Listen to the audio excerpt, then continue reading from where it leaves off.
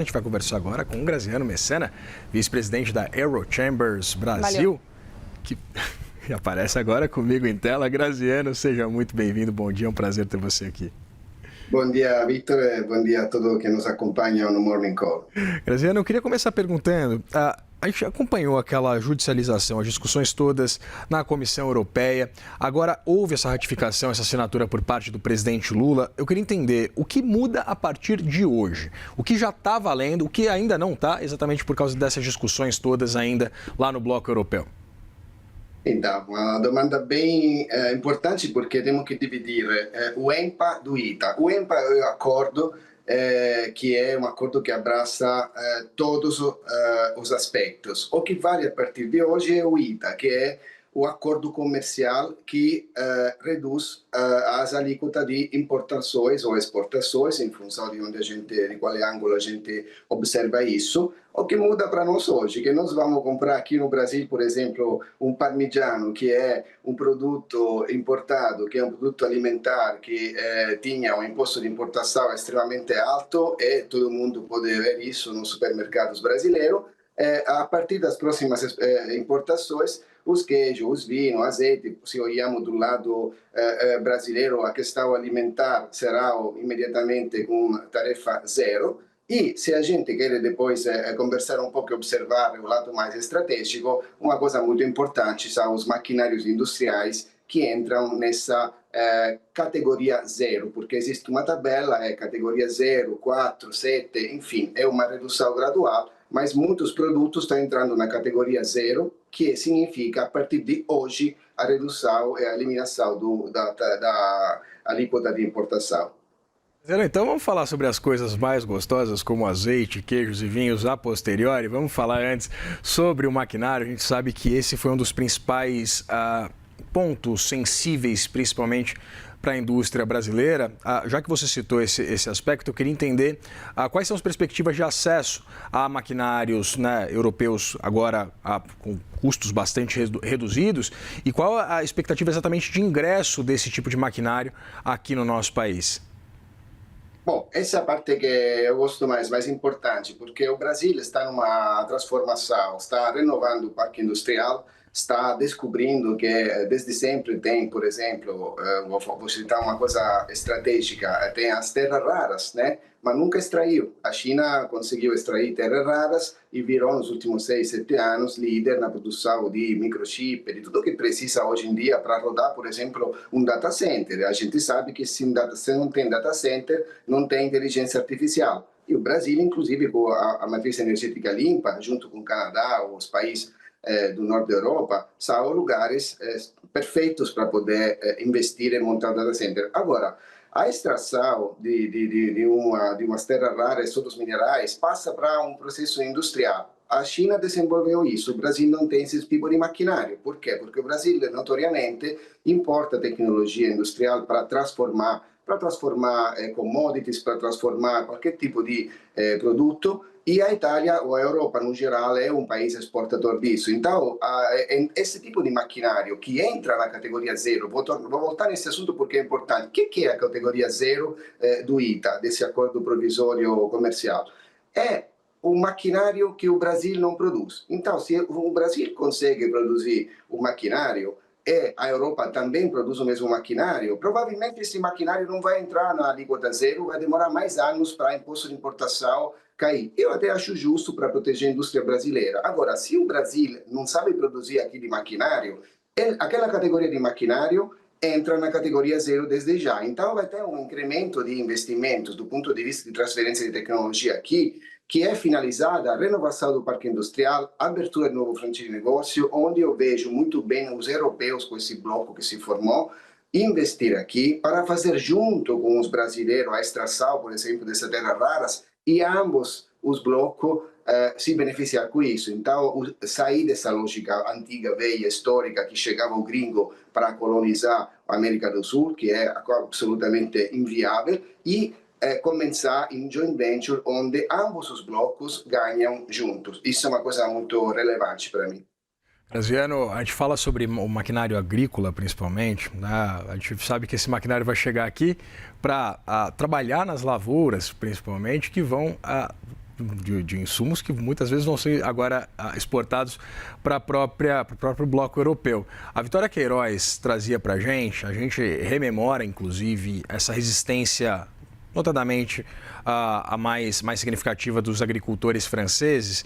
Eu queria entender o quanto esse assunto ele já é passado, o quanto conseguiu-se mitigar, pelo menos, aquela série de salvaguardas impostas pela União Europeia como um todo a produtos agrícolas oriundos do Mercosul. Eu queria entender, resumindo, se mesmo com essa série de imposições, de limitações, de cotas, esse acesso de insumos oriundos do nosso agronegócio, ele ainda tem um potencial de crescimento bastante ostensivo nesses embarques para o bloco europeu. Vou responder, vou tentar ser bem resumido. O assunto para mim não é passado, é ultrapassado. Por quê? Porque essa é uma retórica sobre a questão alimentar, ou que as commodities que o Brasil exporta, os produtos que o Brasil, a América do Sul exporta para a Europa, França, Itália, etc., não são os mesmos que eles exportam aqui. A gente antes estava citando. O que a gente vai comprar da Europa com tarifa zero? É o vinho, é o azeite, é o molho de tomate, é a farina, os queijos.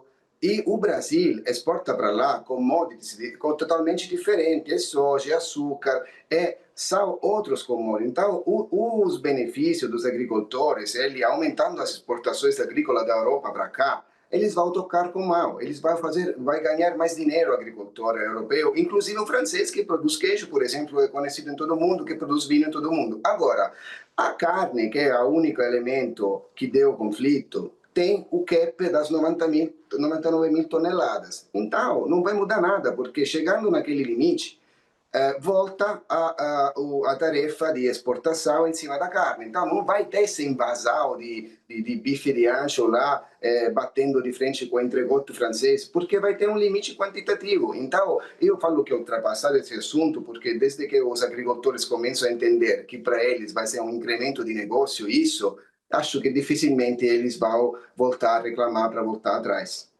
Graziano, você mencionava novamente essa possibilidade de a gente acessar produtos como queijos, vinhos, azeite, molho de tomate.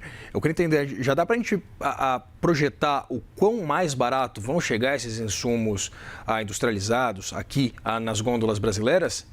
Olha, cada produto tem um código NSM diferente, mas sim, vamos contar que vai ter uma redução de cerca aproximadamente 25% nos produtos alimentares e vai ser bastante relevante, porque os impostos, quando tem imposto de importação, é um impostos que se vão embutindo. Então, não é só uma alíquota, é que isso carrega toda a cadeia da importação. Nós vamos ter um impacto sensível. Eu estava na AgriShow, por exemplo, simplificando nesse setor agroalimentar, essa semana, uma feira muito grande, onde todo mundo do agro está lá, e o Brasil, por exemplo, não produz, eu me deparei, maquinários para a transformação de fruta, de legumes, o processamento disso. Embora ele produza muitos maquinários agrícolas para lavoura, etc., por exemplo, esse nicho aqui, o Brasil não produz. Então, eu encontrei várias pessoas lá, estrangeiros, tinham um interesse extremamente alto já em fazer simulações tributárias para fazer os pedidos desses maquinários. Aí, vamos comprar, vamos fazer o pedido esse ano, fechar o preço para depois importar daqui a 6 meses. Já estava essa conta no stand da feira, tinha caneta e calculadora para entender como é que é a tabela de preço desses maquinários, já iam mudar nas próximas importações. Então, é algo muito concreto, não é teórico. Graziano, eu queria falar só um pouquinho sobre o impacto indireto. A gente sabe da importância para os Estados Unidos do bloco europeu, da União Europeia e vice-versa. Eu queria entender se com essa corrente de comércio, né, e a perspectiva do incremento dela entre o Mercosul e a União Europeia, eu queria entender se há alguma possibilidade, alguma perspectiva de um impacto inflacionário, exatamente por um desvio de embarques que originalmente iriam para os Estados Unidos, vindo aqui para a América do Sul, principalmente pensando nas tarifas impostas, né, por Donald Trump contra o bloco europeu. Estamos curiosos em entender qual é que vai ser a reação dos Estados Unidos, lembrando que os Estados Unidos, eu acho que foram exatamente, foi o player que conseguiu finalmente permitir de abrir a gaveta e pegar o acordo e implementar, que estava pronto. Então, devido exatamente ao que você falou dos dácios e das pressões unilaterais aos americanos, a Europa acordou e aí abriu a gaveta e colocou na mesa um acordo que estava fechado há muito tempo e se acelerou. Então, eu acho que temos que dizer obrigado aos Estados Unidos para essa postura deles, meio às vezes bizarra, porque conseguiu pelo menos criar um benefício bom entre o bloco do América do Sul, que está se aliando com a Europa. Agora, a inflação, no geral, a observação do custo, eu neste momento estou vendo mais uma ligação com o custo da energia, porque tudo que aconteceu, obviamente, no Médio Oriente, tudo que aconteceu antes na Rússia, não é que passou, está lá. Então, os países que nesse momento estão tentando achar fontes alternativas energéticas, vão ser os países que, de qualquer forma, vão mitigar esse risco de inflação ligado ao custo da logística que vai incrementar. E o Brasil, por sorte, é um país que, por exemplo, produz biocombustível, consegue aplicar isso e consegue amenizar algo que na Europa não consegue. Aumenta o custo do petróleo, aumenta tudo lá. Não tem nenhum fator que eles conseguem usar para mitigar esse custo inflacionário. O Brasil, por sorte, tem o metanol, tem o biogás, biometano, tem o biocombustível de última geração. Então, é um país, eu acho, desse ponto de vista, sortudo. Interessante esse ponto que você traz, Graziano, sobre a possibilidade de incrementar a nossa exportação de energia para o bloco europeu.